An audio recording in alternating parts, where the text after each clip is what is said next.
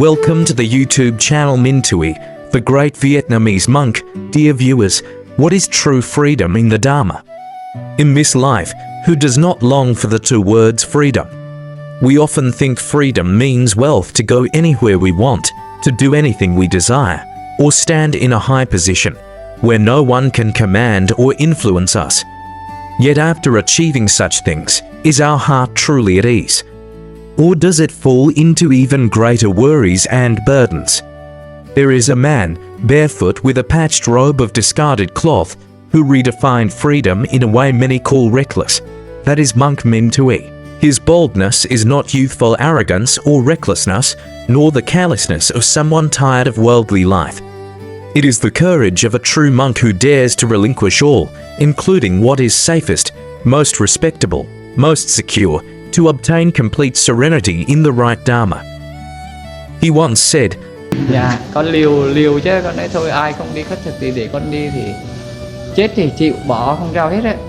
These simple words sound light as clouds in the sky, but behind them lies a profound inner struggle, an extraordinary transformation from having to non-attachment. Today, we invite you to pause with the channel Minh Tue, the great Vietnamese monk, to reflect upon a journey filled with storms and spiritual courage, yet also filled with noble sacrifice and dignity. To understand that behind an old rice cooker pot and a gentle smile, there stands an extraordinary and fearless spiritual resolve. The yellow robe and the illusion of safety. The story begins in the days when monk Minh Tue still carried the appearance of an ordinary monk. Wearing the yellow robe, society assumes to be a symbol of reverence and respect. He recalled that when he first went for alms round, everything seemed to go smoothly. Vietnamese people traditionally revere the Buddha and Sangha. Seeing the yellow robe, joy arose in their hearts, and they respectfully offered alms. Dân họ cho, đầu tiên thì họ nhìn nói là thằng điên thằng khùng cái gì đấy, có người chửi mắng đến, nói chung là áo vàng là mặc áo vàng là đi là họ cho cái đấy là con nói thiệt, chia sẻ thiệt đấy. Họ tôn kính lắm, họ cho nhiều, mặc y áo vàng mà người tu hành đấy, và y bát là họ rất là cung kính. Họ cho thì con nói ủa họ cũng cho chứ đâu không cho đâu, mà không thấy ai nói gì, không thấy ai ra nói là cấm ông không được đi gì. Con ở như thế tới 5-6 năm, con đi chỗ này chỗ kia, gặp chỗ này cái con thấy ổn, sống được, tốt đẹp. Nhưng mà But the monastic path is not about seeking ease. Adversities arose like a test of destiny. When he left the monastery to practice Dhutanga alms round, administrative and institutional constraints bound him, restricting the feet that longed for freedom. Nhưng mà đến khi rồi nó xảy ra chuyện, tất cả nó thành ra đến này thì cũng có cái nhân duyên. Thì con đi ngoài thì đi khất thực thì ở trong chùa thì không đi khất thực được, mà bỏ ra ngoài mà đi khất thực thì phải khi cầm cái giấy chùa đó thì phải người ta nói là ông ở chùa nào thì người ta gọi điện về cái thầy chùa đó, người ta nói thầy chùa đó là không được, đúng không? Họ chửi cái ông đó, nói ông sao để đệ tử đồ đi khất thực ở ngoài. Those accusations were not only aimed at him, but implicated his master, his brothers in the Dharma, and the place that once sheltered him. Reflect for a moment. What would we do in that situation? Return to safety or continue forward and endure criticism? Monk Minh Tue chose a third path, a path people call reckless. But for a monk, it is compassion and wisdom. Compassion does not wish to burden others, and wisdom recognizes that such restraints do not lead to liberation. Discarding papers a leap into the emptiness. Như thế này thì con nói là nếu mà mình đã đi khất thực sống bỏ chùa rồi thì không liên lụy đến cái thầy này nữa. Quyết định vứt giấy chùa, không thì vứt thì mình mới nói không chùa chứ, không liên lụy tới ai nữa, không hại tới ai nữa. Throwing away the papers was not ingratitude or rebellion. It was cutting the last tie of identity and designation. Without the certificate of monastic status, He became nameless, an exile on his very path of practice and cultivation. He realized, nhưng mà thành ra như thế này thì họ túng cổ thì họ không cho. Nếu con cũng nói là cho hay không thì con cũng không biết, nhưng mà đến khi thì con nói là thôi, con không phải chùa nữa, con lấy cái nồi cơm, con không mượn hình ảnh. Tại vì khi ở đâu thì cũng phải có cái quy định.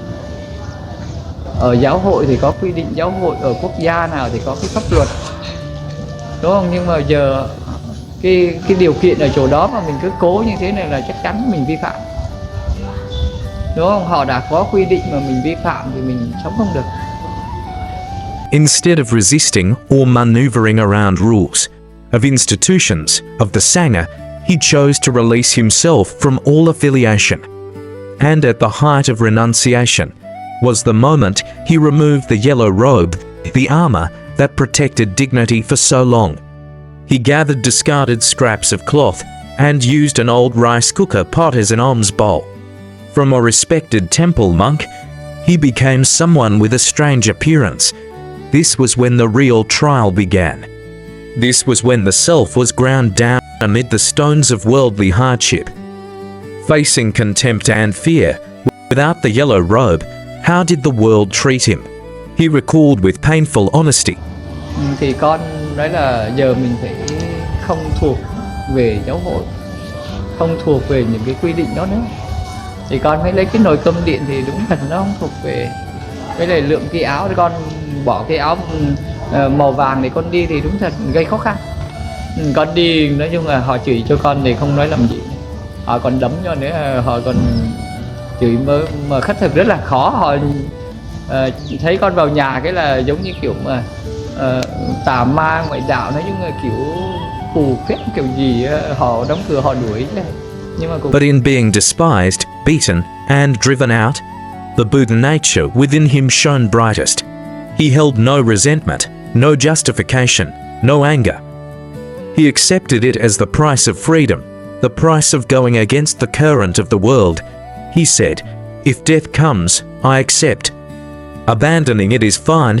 His recklessness transformed into fearlessness vaisarajya, not fearing death, hunger, or humiliation. He went for alms not only to sustain the body, but to humble the arrogant mind within and awaken compassion in the hearts of others.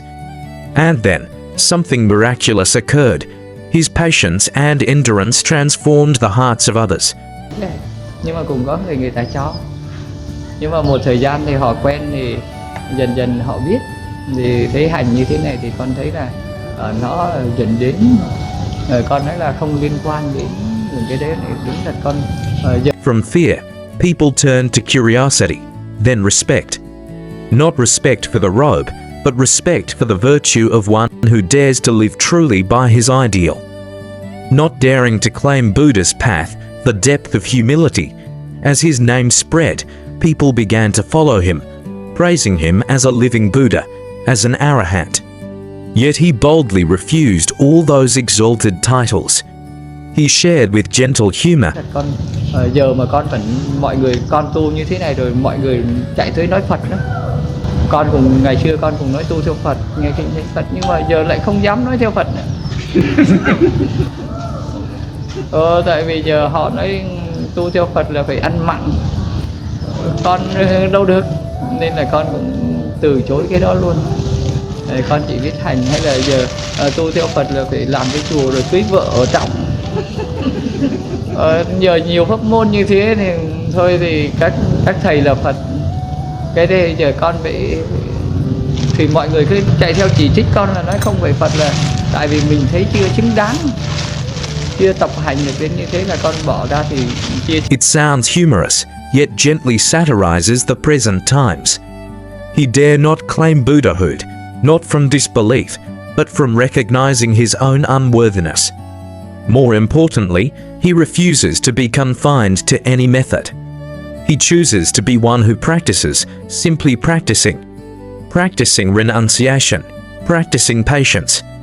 He said, Ra thì chia sẻ những cái hành trải qua đó để đem đến cái cuộc sống, cái sự đức tin đó, con cũng mạnh dạn. con cũng đi rồi, những cái duyên này nó đẩy những cái duyên khác. His freedom lies in this, not belonging to the Sangha institution, nor to temples, nor to the applause of the crowd. He belongs to the path, to the open sky, and to the original Dharma. This recklessness of monk Minh Tue leaves us with profound echoes. We do not need to abandon home or work to go for alms like him. We need not wander with a rice cooker pot to practice, but we do need his courageous spirit. The courage to live truthfully with one's conscience.